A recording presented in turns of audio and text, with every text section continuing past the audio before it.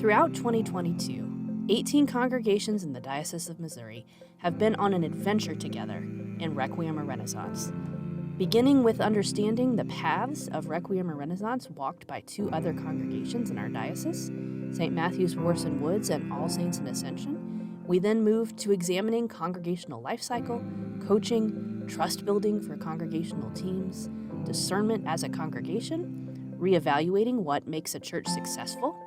We then studied conflict, nonviolent communication and the law of three, community listening, and the gifts of small congregations. Coming up next year, we'll be moving into examining missional community, parallel development and adaptive leadership, holy endings and holy beginnings, models for Renaissance including stewardship, documenting history, and church planting principles in congregational life. The trip has been great so far, and God is doing great work among us. But let the congregations speak to you themselves about what they've experienced.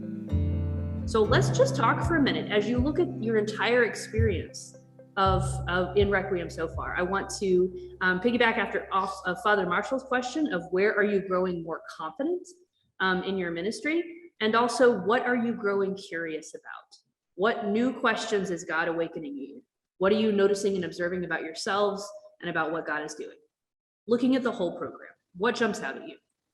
Yeah, so like I said, I didn't really walk in with expectations. I was pretty open-minded about what we were going to learn today. Did think about the topic being somewhat scary or sad is what's driving why we're here. But I'm actually walking away with a little bit more hope and more faith and a little bit more invigorated around this work, thinking about the promise of where we can go and how our congregation can move forward. And I think it was a very creative day, a lot of creative thinking going on.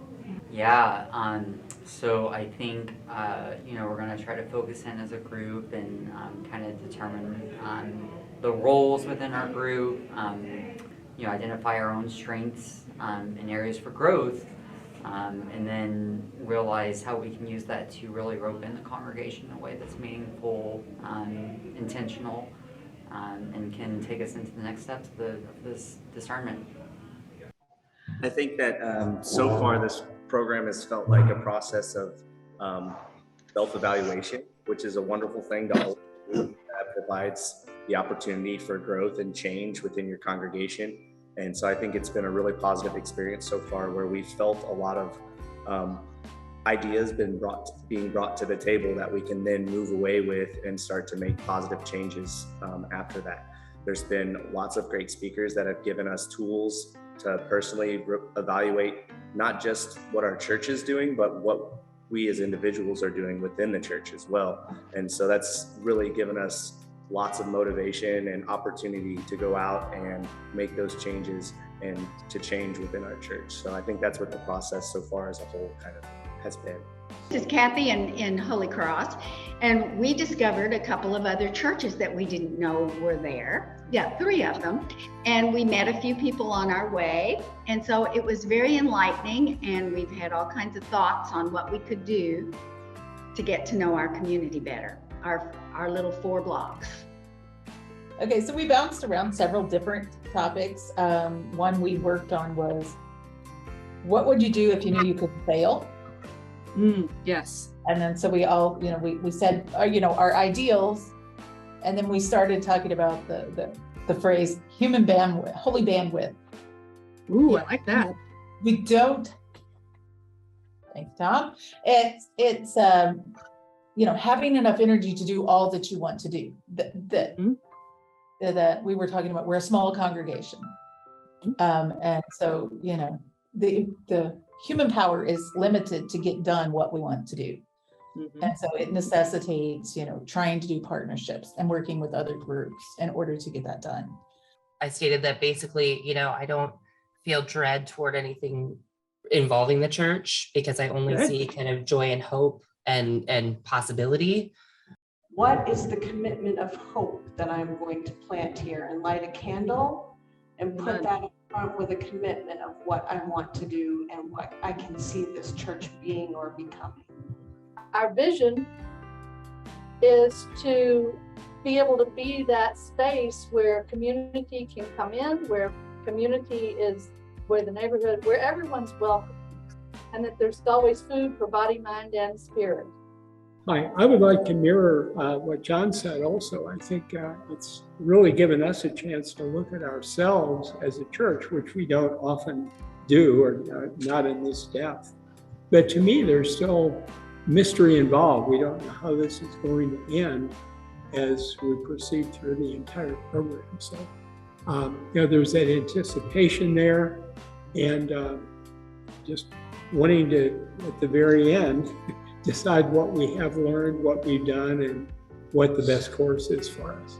So, thank you. We have now the confidence that we have gifts to be given.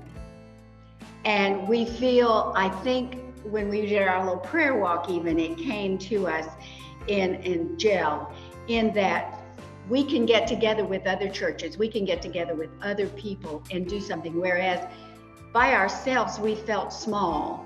Now we don't. One thing that I have felt is that we've gained respect and confidence in each other and sharing at a deeper level and trust with each other.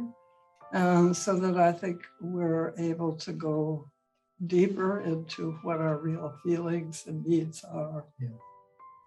I am so grateful that you guys are taking the time to do this program with us. Like, we struggle, and we still struggle with numbers, like going from 5 people on Sunday to now we have like 9 people on Sunday, right? So that's, yeah. And like there was a point where I was like, okay, like just being realistic, like there's not enough people to sustain this church, like just the functions of the church, and being willing to let go. And then that's when we, like, things just, like, people have started coming again, and we've had a couple people that have been able to stay and stuff. And so I guess just accepting, and we might still have to let go, and that's fine, but like, it's not giving up when you're willing to let go, I guess. Yeah. So thank you. We're gonna fight for our little church here. Right. But at the same time, like, I felt like if I acknowledged the fact that it might not work, that was a bad thing. You know what I mean? Like there was some sort of failure there, but that it's not a failure.